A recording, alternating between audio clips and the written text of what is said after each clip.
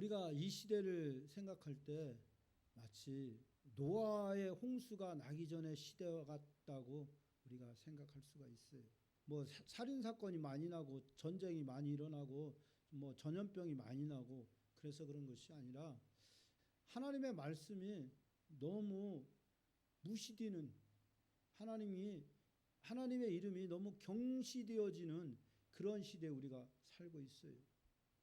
그것은 비단 믿지 않는 사람들뿐만 아니라 하나님을 믿는 사람들에게도 하나님에 대한 두려움이 사실 별로 없어요.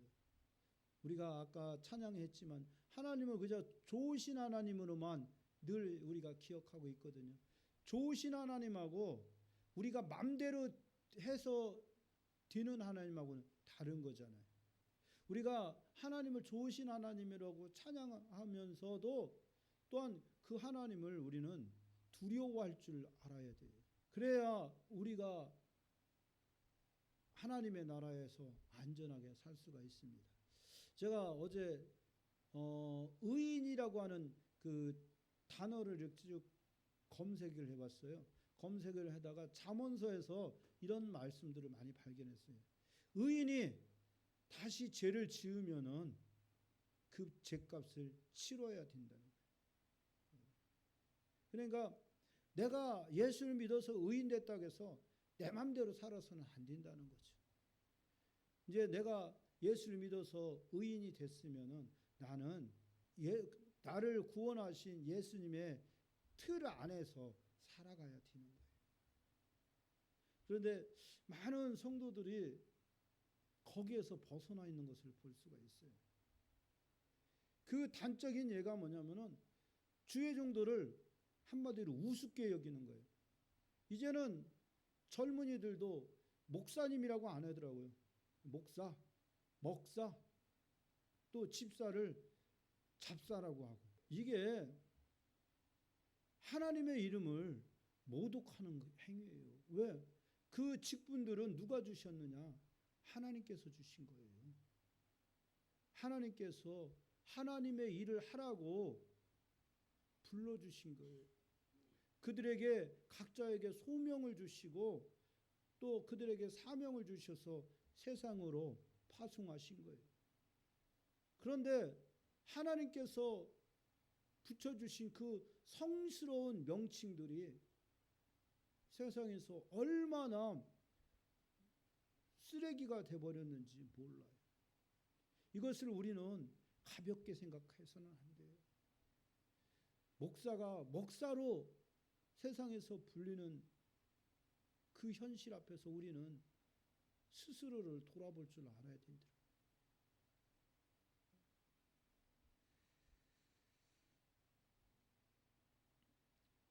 이제 제가 왜 그렇게 됐을까 궁금히 생각하다가 그런 면도 있는 것 같아요.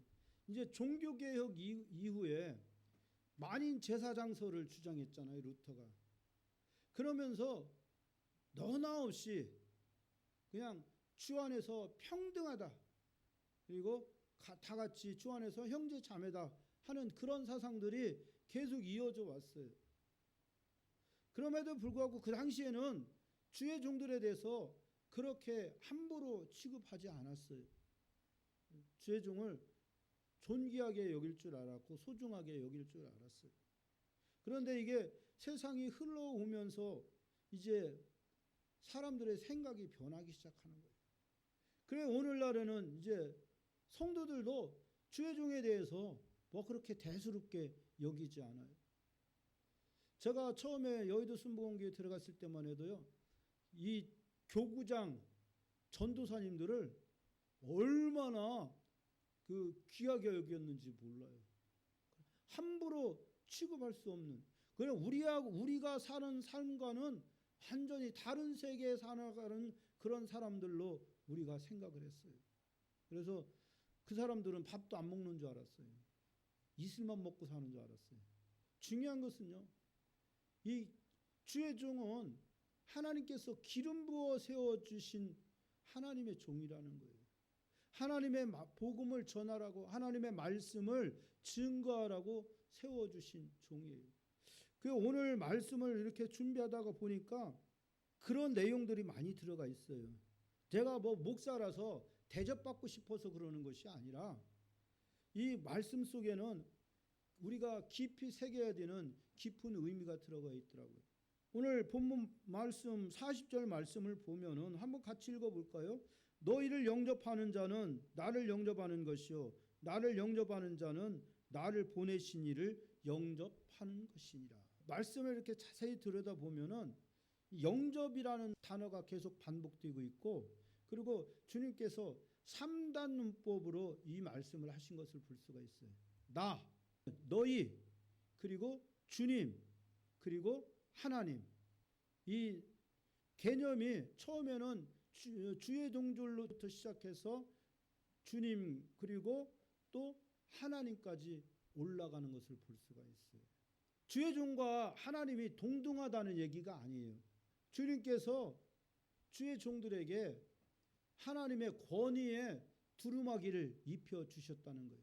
그것은 마치 그 구약에서 보면은 제사장들이 제사장 옷을 입어요. 그래서 그 세마포 옷을 입고 제사에 참여하는 것을 볼 수가 있어요. 그것은 곧 뭐냐면은 하나님께서 그 제사장에게 기름 부어 세워 주셨다고 하는, 그리고 그 제사장에 주어진 영적인 권위를 상징하는 거예요. 그것을 옷으로 표현한 거예요. 그리고 이제 신약 시대에 와서는 그런 이제 외형적인 모습이 아니라 이제 내적인 기름 부음을 중시하게 되는 것이죠. 그래서 목사라고 하는 직분, 교사라고 하는 직분을 중요하게 여기고 있는 것을 볼 수가 있어요. 왜 성도들이 주의 종을 이렇게 영접해야 되느냐? 주의 말씀을 전하는 자들을 왜 영접해 드려야 되느냐 하는 것에 대해서 우리가 생각해 볼 필요가 있는 거죠. 주의 종 자체가 무슨 대단히 공부를 많이 해서 또 존경을 받을 만한 그런 위치에 있어서가 아니라는 거예요. 주의 종에게는 하나님께서 세워주신 영적 권위가 있는 것이고, 그것은 곧 성도들에게 임하는 하나님의 축복과 관계가 있다는 거예요.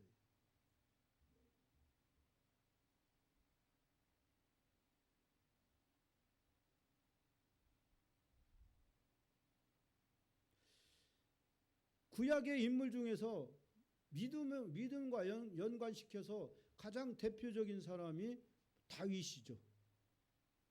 다윗이 왜 어떻게 해서 일반 평민으로서, 그것도 베들레헴 출신으로서, 갈릴리 출신으로서 이스라엘의 왕이 될 수 있었을까 한번 우리가 생각해 볼 필요가 있는 거예요. 지금 생각하면은 왕 뭐 별거 아닌 것 같이 생각이 돼요. 우리나라 사람들은 특히 이렇게 높여주는 것보다는 이렇게 깎아내리려고 하는 그런 습성들이 있어요. 지금 영국에서 엘리자베스 2세 여왕이 지금 서거했잖아요. 그 한번 보세요.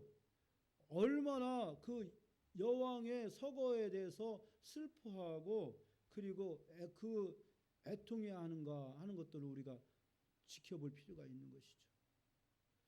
그 여왕에게는 무슨 대단한 통치권이 있는 것도 아니에요.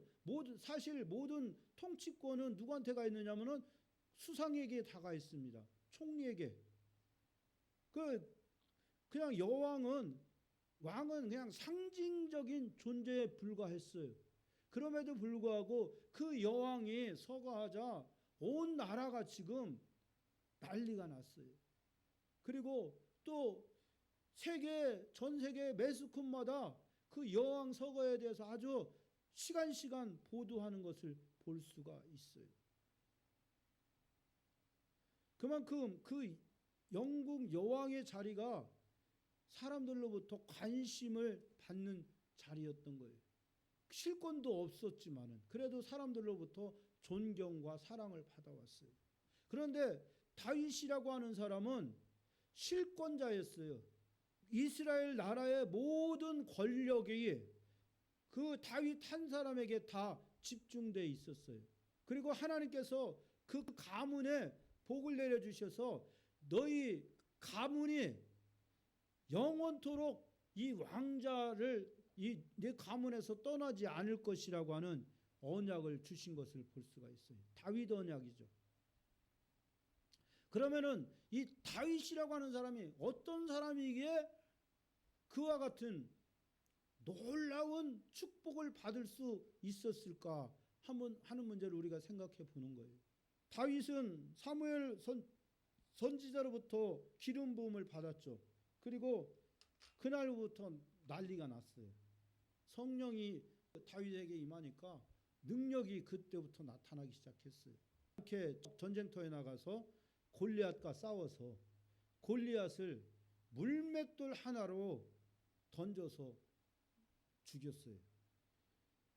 이 골리앗이라고 하는 사람은 백전노장이었어요. 아주 전쟁에서는 이골이 난 사람이었어요. 그리고 그가 이 한 무장을 보면은 그가 든 창은 마치 배틀채와 같았다고 성경은 기록하고 있어요. 배틀채 얼마나 크냐고요. 그런데 그가 들은 창은 그와 같이 크고 또 그가 가지고 있었던 방패는 골리앗이 들고 다니는 것이 아니라 그 골리앗의 무기 든 자가 따라다니면서 골리앗을 방어해 주고 있었어요. 그리고 그가 쓴 투구를 보면은 얼굴 전체를 가렸어요. 그리고 오로지 미간만, 눈과 미간만 노출이 돼 있었어요. 일반 사람으로서는 그 골리앗을 죽일래야 죽일 수가 없는 그 정도로 안전한 무장을 하고 있었던 사람이었어요. 틈이라고는 유일하게 그 투구와 그 미간 사이에 난 그 틈밖에 없었어요. 그런데 다윗이 날린 돌이 정확하게 그 미간을 맞힌 거예요. 그래서 이 골리앗이 쓰러졌고, 쓰러진 골리앗을 다윗은 올라타고서 그의 목을 베었던 것을 볼 수가 있어요. 그런데 그것은 대단한 공로였죠. 이제 이 다윗은 이스라엘의 영웅이 됐어요. 영웅이 돼서 이제 영웅 대접을 많이 받았어요. 왕 앞에 나가서 왕의 딸을 그 아내로 맞이할 수 있게 됐고, 그리고 이제는 왕의 식사 자리에 같이 함께 식사를 할 수 있는 대단한 영광을 얻었어요. 그런데 그 다윗이 얻었던 그 대단한 영광 때문에 결국은 다윗은 사울 왕에게 쫓겨나가게 되는 거예요. 왜? 저놈이 언제든지 맘만 먹으면은 이제 내 자리까지 넘볼 수 있겠구나 싶어서 어떻게 해서든지 다윗을 이제 죽이고 싶었던 거예요. 인간적으로 보면은 이 사울 왕의 마음가짐이 사실은 큰 문제가 되지 않아요. 그러나 중요한 것은 성경은 사울 왕을 악한 임금으로 부르고 있다는 거예요. 그리고 다윗은 사울 왕에게 쫓겨서 10년이라고 하는 세월을 광야에서 쫓겨다니게 돼요. 이 이스라엘이라고 하는 가나안 땅이라고 하는 땅은 남한보다도 훨씬 작아요. 그 뭐 강원도 크기만한 크기라고 하더라고요. 그런 좁은 땅덩어리 안에서 10년이라고 하는 세월을 다윗이 사울 왕을 피해 다녀요. 사람의 실력과 사람의 능력으로는 불가능한 것이죠. 그런데 그 다윗에게는 남다른 점이 있었어요. 그게 뭐냐? 하나님을 높여드릴 줄 아는, 하나님을 인정할 줄 아는 그 마음이 기본적으로 자리하고 있었던 거예요. 그 사건 중에 사건이 바로 아둘람 굴 사건이에요. 다윗이 그 십광야에 있는 십광야로 숨어들었다는 얘기가 이제 사울 왕에게 보고가 됐어요. 그러자 사울 왕이 3,000명이나 되는 군사를 이끌고 다윗 하나를 잡기 위해서 이제 쳐들어오는 거예요. 말이 3,000명이죠. 그때 당시 어마어마한 군대예요. 다윗에게는 불과 한 600명밖에 자기 편이 없었어요. 자기가 거느리고 있는 군사가 한 600명쯤 됐다고 그래요. 3,000명과 600명은 도저히 상대가 되지 않아요. 그럼에도 불구하고 사울왕은 그 많은 군사를 끌고 나갔어요. 왜? 확실하게 다윗을 잡아 죽일 수 있는 절호의 기회가 찾아왔기 때문에 그 사울왕도 그 절호의 기회를 놓치지 않기 위해서 그만큼 큰 군대를 동원했어요. 이 사울왕이 자기를 잡으려고 군대를 이끌고 오는 것을 발견한 다윗은 두려웠어요. 그래서 이제 숨을 곳을 찾다가 보니까 아둘람 굴이 보이는 거예요. 이 아둘람 지역은 석회 자연 동굴이 그렇게 많았어요. 그래서 석회석으로 이루어진 자연 동굴이기 때문에 동굴이 엄청나게 많이 있는 거예요. 그리고 그 안에는 아마 서로가 서로 이렇게 연결되어 있었던 것 같아요. 그건 내가 안 가봐서 모르겠고요. 제 생각엔 그렇다는 거예요. 그런데 하필이면 다윗을 쫓고 있었던 그 사울왕이 갑자기 배탈이 났어요. 막 복통이 밀려오고 이제 막 이 안에 있는 그것이 막 사울왕의 몸 밖으로 막 뚫고 나오려고 막 하는 거예요.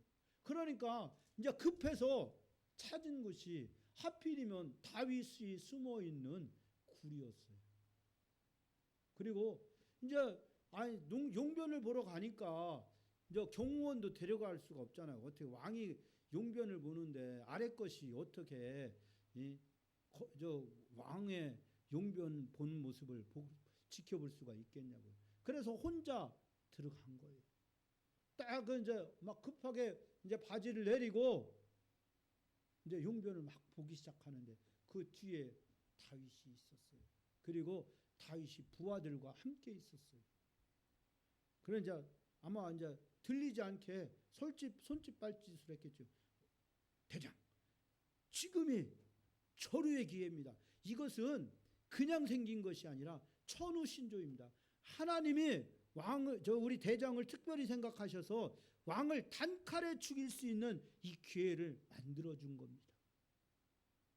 보통 사람 같았으면은 그 부하가 그런 얘기를 하지 않아도 이거는 천우신조 하나님이 만들어준 기회라고 여겨서 아마 스스로 가서 칼을 빼들고 사울왕을 죽였을 겁니다.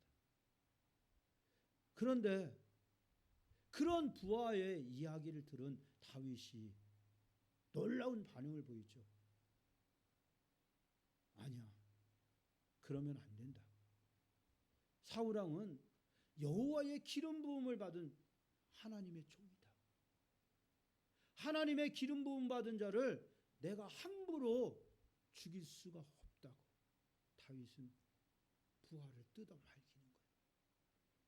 그리고 조용히 사울왕에게 접근해서 그 사울왕이 용변 보고 있는 사울왕의 옷자락만 살짝 베서 그것도 떨리는 손길로 사울왕의 옷자락을 베는 거예요. 그건 기름 부음 받은 종의 옷자락을 베는 것만 갖고도 내가 하나님 앞에 큰 죄를 범했다고 여기는 거예요. 보세요. 이제 저 사울왕만 죽이면 그냥 두 번도 찌를 필요가 없죠. 단칼에 한 번만 겨누고 제대로 찌르면은 그냥 사울왕은 억소리 한 번 못하고 죽을 수 있는 그런 상황이에요. 모든 조건이 완벽하게 갖춰진 사건이었어요. 그런 상황이었어요. 그런데 다윗은 주의 종을 죽이지 않아요. 오히려 다윗이 그 주의 종의 옷자락을 베어낸 것 그것만 갖고도 하나님 앞에 마음이 찔리는 거예요. 이것은 무엇을 얘기하는 거예요? 이것이 다윗의 본심이었던 거예요. 여러분들에게 이런 일이 생긴다고 하면 여러분들은 과연 어떻게 하실 것인가요? 과연 다윗과 같은 그런 행동을 여러분들은 하실 수 있을까요? 우선 우리 생각에는 우선은 내가 살고 봐야지 그런 생각을 하죠. 내가 살기 위해서는 지금 저 사울왕을 죽이는 것이 내가 사는 지름길인 거예요. 그럼에도 불구하고 다윗은 사울왕을 죽이지 않아요. 왜? 하나님의 기름 부음이 그에게 있다는 것이 그에게는 중요했던 거예요.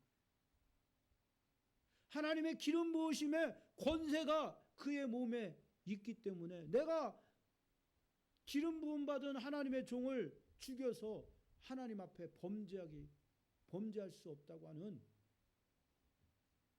그 다윗의 마음이 있었던 거죠. 그런 일들이 있었기 때문에 하나님께서도 다윗을 그렇게 사랑하셨던 거예요. 괜히 다윗이 뭐가 이쁘다고, 저 촌놈, 저 갈릴리 촌놈 뭐가 이쁘다고 그를 왕으로 세우셨겠냐고요. 그러니까 다윗은 하나님 보시기에 하는 짓마다 이쁜 짓만 골라서 하는 거예요. 그러니 하나님이 다윗을 사랑하지 않을 수 있겠냐고. 여러분들도 마찬가지입니다. 여러분들도 생각하고 하는 일들마다 하나님께서 기뻐하시는 일들을 해보세요. 그러면은 정말로 하나님께서 여러분들에게 복을 주시지 않을 수가 없습니다. 뭔가 하나님과 나 사이에 관계가 뭔가 삐끗해 있으면은 어려운 일이 찾아와요. 제가 이 잠깐 동안 그 김노기 목사님 그 설교를 잠깐 들었어요. 거기 설교를 들으면서 제가 은혜 받은 게 뭐냐면은 모든 것들은 우리의 선택이라는 거예요. 하나님께서도 우리에게 길을 제시해 주셨고 복받을 길을 제시해 주셨고 또 우리는 그것을 선택하지 않을 수 있는 선택권이 우리에게 있다는 거예요. 그럼 우리가 복받기 위해서는 복받을 짓 그것을 선택해야 된다는 거예요. 제가 오살리에서 설교하면서 제목이 뭐냐면은 믿은 대로 받은 은혜라는 제목으로 제가 말씀을 전했어요. 하나님은요 우리가 선택한 대로 우리에게 행해 주시는 거예요. 우리가 복받을 짓을 선택하면 하나님이 우리에게 복을 내려 주시고요. 우리가 벌 받을 짓을 선택하면 하나님께서 우리에게 벌을 내려 주셔요. 그것을 우리가 알아야 돼요. 그냥 내가 하고 싶은 대로 해서는 복이 우리에게 오지 않더라고요.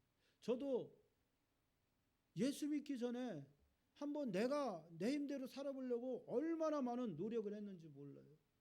수단과 방법을 가리지 않고 다 해봤어요. 그런데 하는 족족 막히더라고요. 야, 저주도 그런 저주가 없는 것 같아. 모르는 이렇게 하면 되겠지 하고 생각해서 추진하면은 어느 정도 되다가 덜커덕 일이 막히는 거예요. 그 예수를 믿고 나서 이제 비로소 하나님께서 원하시는 방향으로 가니까 일이 안 될 것 같은 일들도 이렇게 술술술술 풀리게 되더라고요. 그것들이 바로 하나님의 복이 아닌가 생각합니다. 이제는 내가 생각해서 가는 것이 아니라 그냥 하나님께서 내게 원하시는 것이 무엇일까 그것을 생각하면서 가는 거예요. 그렇기 때문에 미래에 대해서 불안하지가 않아요.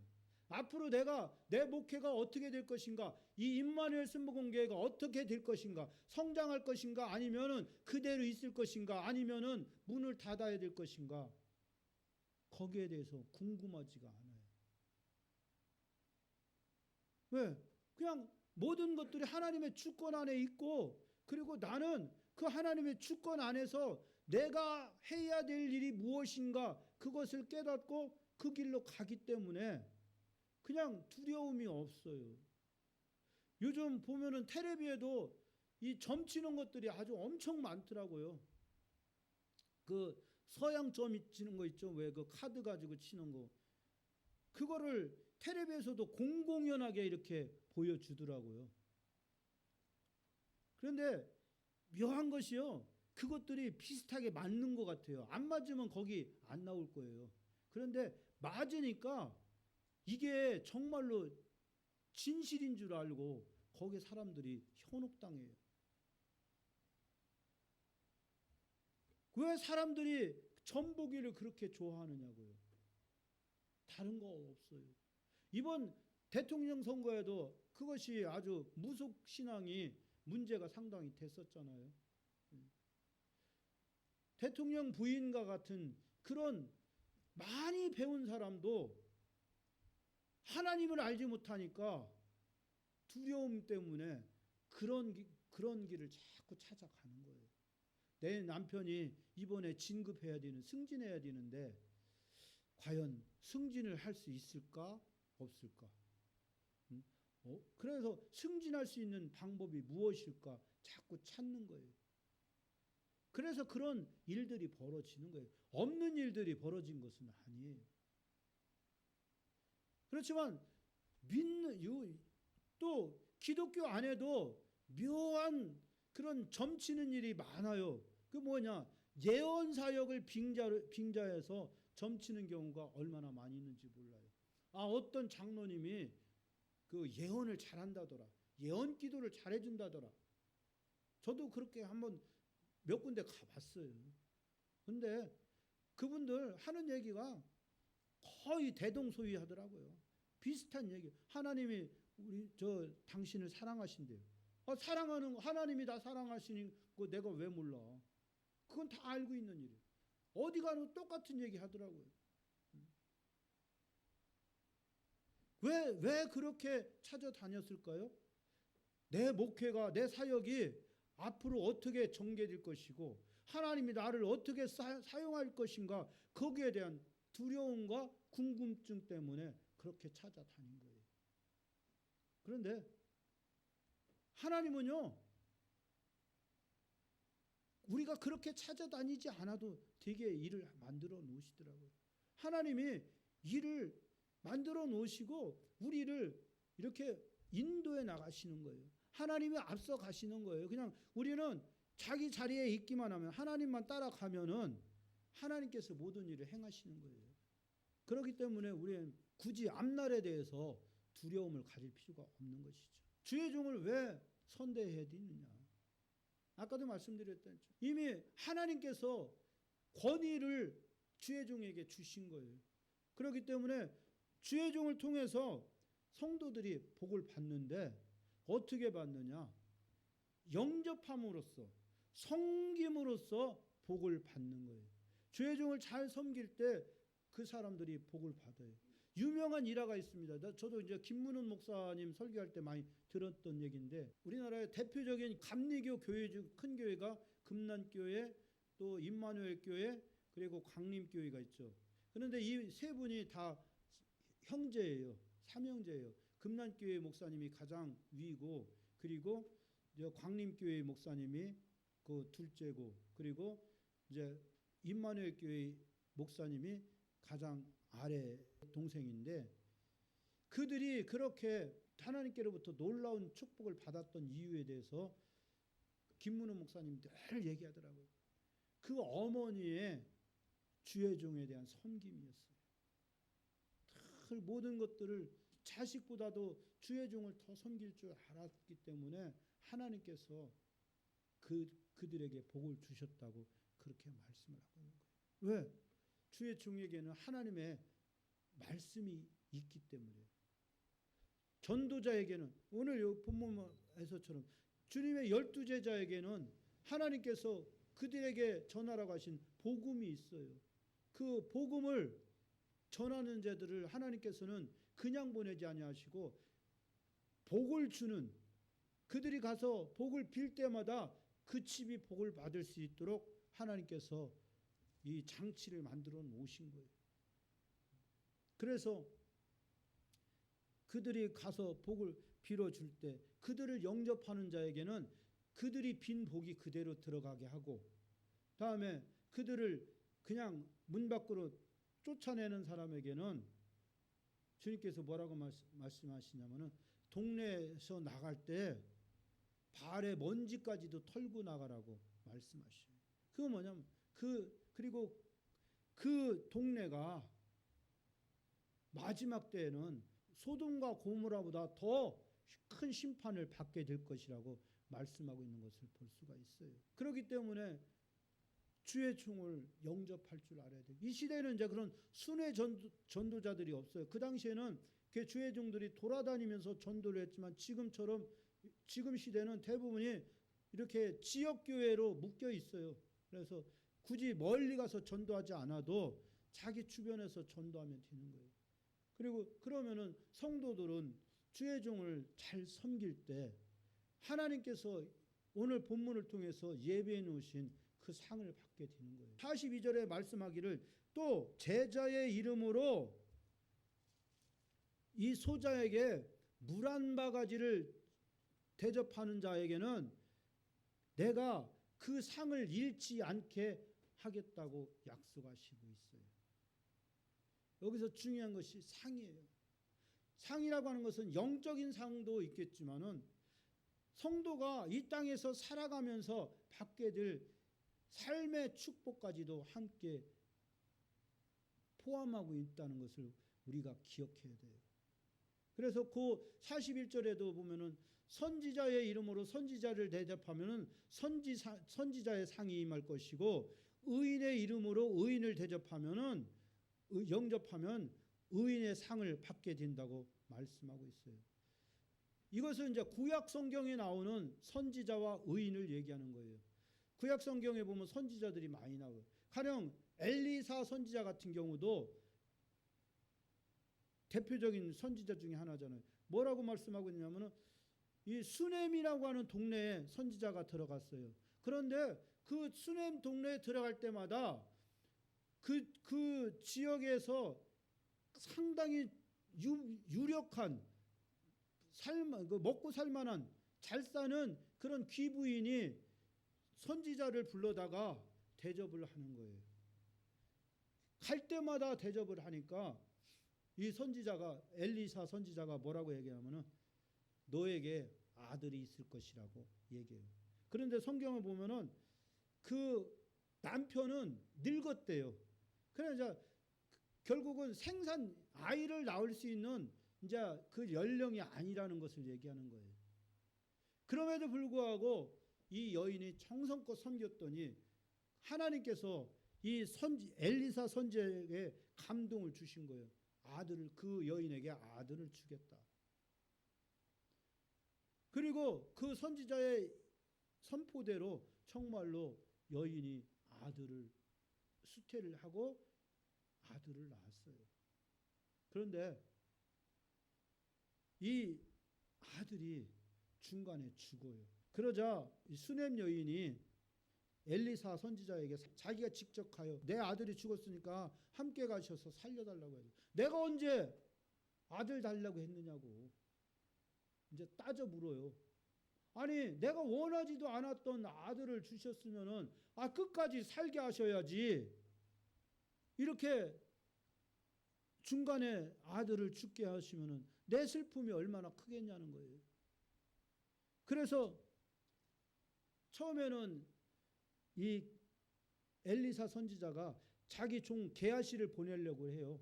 그러면서 자기 지팡이를 갖고 가서 그 아이의 얼굴에 올려놓기만 하면 아이가 살아날 것이라고 얘기를 하죠. 그렇지만은 아니요, no. 그 수넴 여인 그런 거예요. No, 아니요, 당신이 직접 가세요. 당신이 직접 가세요. 당신이 내가 아이를 달라고도 하지 않았는데 당신이 아이를 갖게 했으니까 당신이 직접 가서 그 문제 해결해 주세요. 하고서 선지자와 진짜 함께 수넴 여인 집으로 가요.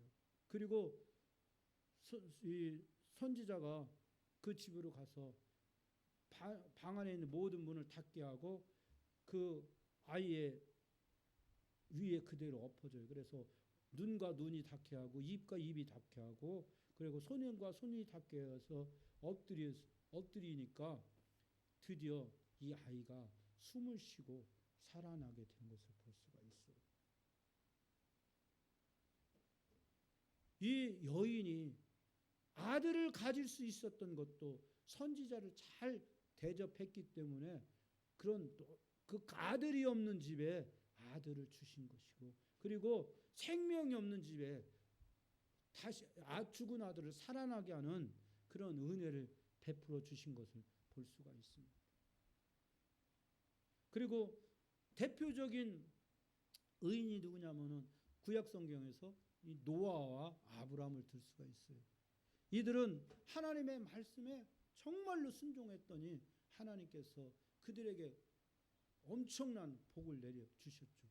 모든 사람이 다 물 때문에 물의 홍수 심판으로서 싹 전멸하고 있는 상황에서 노아와 그 가족 8명만은 그 홍수 심판에서 면하게 됐어요. 이게 보통 축복이냐고요. 죽을 수밖에 없는 그런 상황에서 하나님께서 노아와 그 가족을 살려주신 것은 그들이 하나님을 잘 섬길 줄 아는 의인으로 인정받았기 때문에 그와 같이 놀라우신 축복을 받아 누릴 수 있었던 것이고 아브라함도 마찬가지예요. 아브라함은 바랄 수 없는 중에 하나님께서 명령하신 대로 그 말씀을 따라 쫓아갔어요. 도저히 사람의 생각으로는 이루어질 수 없는 곳으로 갔어요. 아브라함이 갔던 땅은 빈 땅이 아니었어요. 그곳에는 가나안 7족속이 살고 있은 원주민이 살고 있는 그런 땅이었어요.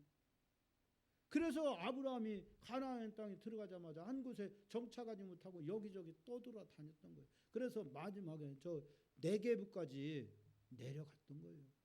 왜? 다 사람들이 살고 있어서 함부로 자기가 살 수가 없는 거예요. 늘 텃세를 부리니까 살 수가 없는 거예요. 그래서 그 네게부까지 내려갔다가 그곳에서 기근이 찾아와서 애굽까지 내려가는. 그래서 애굽에서 아내를 여동생이라고 거짓말했다가 아주 수모를 당하고 다시 그 애굽에서 쫓겨나는 그런 신세가 된 것을 볼 수가 있어요. 이것들은 결국 뭐냐면은 우리가 의인을 어떻게 대접할 때 어떤 상이 우리에게 오는가 하는 것을 보여주신 사건이에요. 그래서 선지자의 이름으로 선지자를 대접하면 선지자의 상이 임하고 의인의 이름으로 의인을 대접하면 의인의 상을 받게 된다.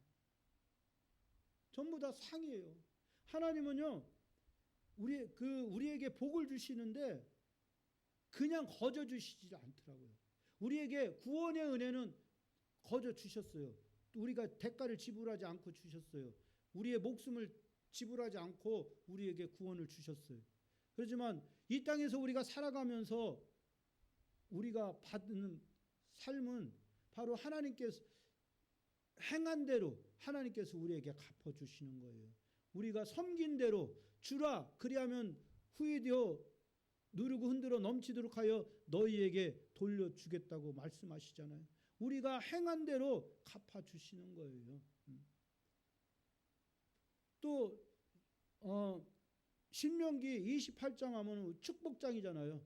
아니 들어가도 복을 받고 나가도 복을 받고 또 떡반죽 그릇이 복을 받고 내 자녀와 또 내 가축의 새끼가 복을 받겠고 또 성읍이 복을 받겠고 그가 만지는 것마다 복을 받는다고 성경은 그가 다니는 것마다 복을 받는다고 성경은 말씀하고 있어요.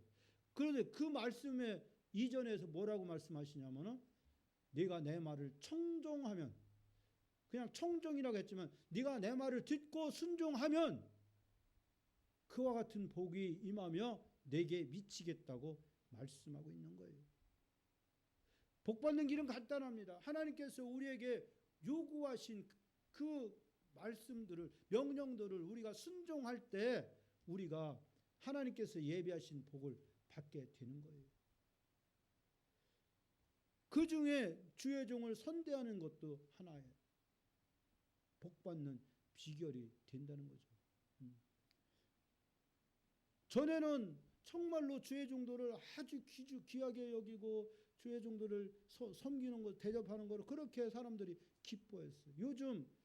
요즘은 안 그래요.